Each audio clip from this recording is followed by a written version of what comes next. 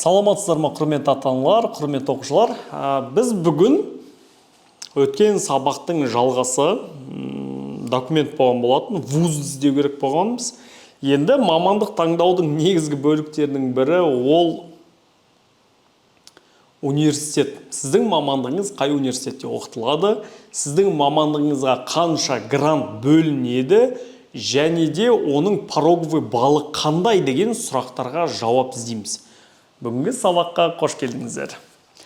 Бүгінгі сабақты өту үшін біз сіздермен innoverse.kz біздің платформаға өтсек, біздің платформамыздың ішінде мына сол жағында көріп тұрғандарыңыздай грант мүмкіндігі деген кнопка бар. Соны басасыздар да, мына жерде мысалы биология және өздеріңіздің комбинацияларыңызды таңдайсыздар, химия комбинациясы. Және сіздің балаңызға сұрақ қойасыз, ұбт-дан қанша бал аласың деп. Ол сізге айтады 120 дейді мысалы. Жіберуді басасыз. Жіберуді басқан кезде сіз әр мамандыққа түсу пайыздық вероятностыңыз, мүмкіндігіңіз шығады. Мысалы, сіз химия мұғалімдерін даярлау мамандығына поступление 59% болып тұр, мүмкіндік. Енді қараңыздар. Осы жерде проходной балл 75. Естеріңізде болсын. Ақылы бөлімге өту үшін бұрынғыдай ойбай, қош, бұл оқу болмаса мұғалім бола саласың деген жоқ. Қазір мемлекет мұғалімдіктің педагогиканың сапасын көтеру үшін, ол жаққа сапалы кадрлардың баруын қамтамасыз ету үшін бізде даже ақылының өзінің парогын көтеріп тастады. Олар не істеді? Алдыда 75 балл. Бұрынғыдай 50 балмен мұғалімдікке түсе алмайсыз. Өткен жылғы ең төменгі балл грантқа түскен, ол 100 балл болған екен. Ол Қазақстанның түпкірі болуы мүмкін, және гранттардың саны 543 болған екен. Енді қараңыздар, неше түрлі мамандық бар мына жерде? Өсімдік шаруашылығы, мал шаруашылығы, балық шаруашылығы, ветеринария, фармация, медицина, жалпы медицина деген сөз ол. Қоғамдық денсаулық сақтау, стоматология және педиатрия. Медициналық профилактикалық іс педквота бойынша жүргізіледі. Енді қараңыздар. Мысалы, сіз педиатрияны таңдап отырмыз. Түсу пайызымыз 72%. Енді қай университетте оқытатын көру үшін біз не істейміз? Мына вузу деген бөлікте перейти кнопкасын басамыз. Осы кезде сіздерді автоматически Google таблицаға жібереді. Ол Google таблицада сіздерде жазылып тұрады. Қай университет сіздерді оқытады? Қараңыздар. Грант саны 485 деп отыр. Міне жақындатып қарасақ, гранттың саны 485 деп отыр. Мына код группы деген сіздер ана жақта документ тапсырған кезде барып жазасыздар. Күндізгі оқу, биология, химия, Астана қаласында оқытады екен, Батыс Қазақстанда, Алматы қаласында, Қарағанды қаласында және Семей. Көбінесе біз білетін өз 4 қала бар, Астана, Алматы, Асфения, Қарағанды және Семейде. Но қазір Батыс Қазақстанда да бұл мамандық оқытылады екен. Университет медицина Астана университеті, Оспанов атындағы Батыс Қазақстан медицина университеті, Асфендияров, Қарағанды және Семей медицина университеті. Көрдіңіздер ме? Мынау білім беру бағдарламасының коды. Және мынау 2025 жылы грантқа поступленияның минимальный шеттік балы. Мына жерде атана, бала, мен сіздерге бір ерекше затты түсіндіріп кеттім кеп тұр. Көп жағдайда осы сандарды көрген бала және атана ойлайды, мен 80 балл жинасам болды, грантқа түсіп тұрмын деп. Жоқ, бұл ең үлкен қателіктердің бірі. Ол қателік неде?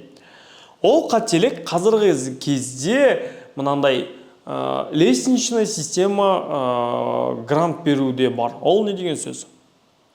Мысалы, медицина мамандығының ішінде педиатрияға қанша грант бөлді дейік? 20 грант, мысалға 20 грант бөлді. Содан кейін не болады? Содан кейін бұлай болады. 130 жинаған бала, 129, 129, екеу бірге келді. Кезек тептен сөз. 28, 127, 126, 125, үстіп 20 адам біткеннен кейін, сіз 80 балыңызбен астына тіптелінбейсіз де. Түсінікті ме? ұбт-ның бір жақсысы осы грантты беру жүйесінде кәдімгідей лестница күйінде тұруы. Ол адамға түсінікті. Ол адамға бірден түсінікті. Ол не үшін түспеді?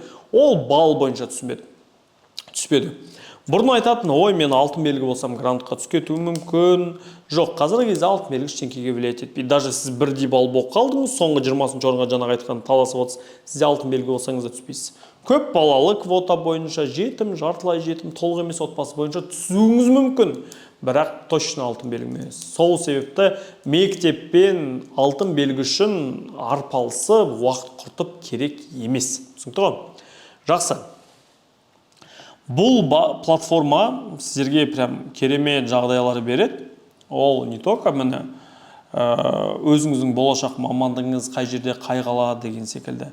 Бұл жерде сіз өзіңіз барлық курстарды таңдап, өзіңізге керек мұғалімдерді көріп, оның ішінде пробный уроктарды көрсеңіз болады. Мысалы, биология пәніне өтесіз. Биология пәнінің ішінде сізде Дастан ағайдың сабағы, мысалы, менің сабағым тұрады. Соның ішінде екінші айды таңдайсыз. Міне, ол жерде кәдімгі тақырыптардың тізімі шығады. Айына 20 сабақтан. Демек, аптасына 5 сабақ көресіз. Ол көп ойлайды, блин, 20 сабақ айына апазақ қой дейді. Жоқ, егер сіз бірнеше пән алған жағдайда, әр пәннен 5 сабақтан болса, сіз так айына в общем 5 түрлі пән оқисыз деген сөз. Сонда сіз аптасына 20 сабақ оқисыз әр пәнді қосқанда. Түсінікті ғой? Сол себепті содан кейін өйстіп пробный уроктарды көрсеңіздер болады. Мына жерде мен авторизован болғандықтан ол менде көрінбейді. Мен қайтадан бір қарай салайық. Биология, екінші ай мысалы, сіз аласыз да өйстіп көз сабағын көресіз. Мына мұғалім маған ұнайды, ұнамайды, маған түсінікті болды, түсінікті болмады деген секілді көре аласыз сабақтарын. Міне. Бассаңыз, оның сабағы шығады. Көрдіңіздер ме? Сіздер әрқайсысын көре аласыздар. Ол жерде не айтылып жатыр? Міне көздің құрылысы, ОБТ-да келетін сұрақтар, оның 3D моделі мынау. Содан кейін міне топ сұрақтар ОБТ-да келуі мүмкін деген секілді. Содан кейін сіздің балаңызға тақырыптың астына тест тұрады. Егер тестті сабақ көріп болады, тест тапсырғаннан кейін, егер 75% проходной балл жинамасаңыз, сіз келесі тақырыпқа өте алмайсыз, себебі ол тақырып түсінбедіңіз. Бұл платформаның жақсылығы сода. Одан бөлек жаттауға базалар толып тұрады. Жақсы, сіздерге бүгінгі сабағымыз өте қатты ұнады деген ниеттеміз. Әрдайым айтатын сөзіміз бар, ниеттен жетістікке қарай жүрейік, балаларыңыз грант иегері болсын, отбасыңыздың мақтанышы болсын, сіздің үмітіңізді ақтасын. Қош, сау болыңыздар.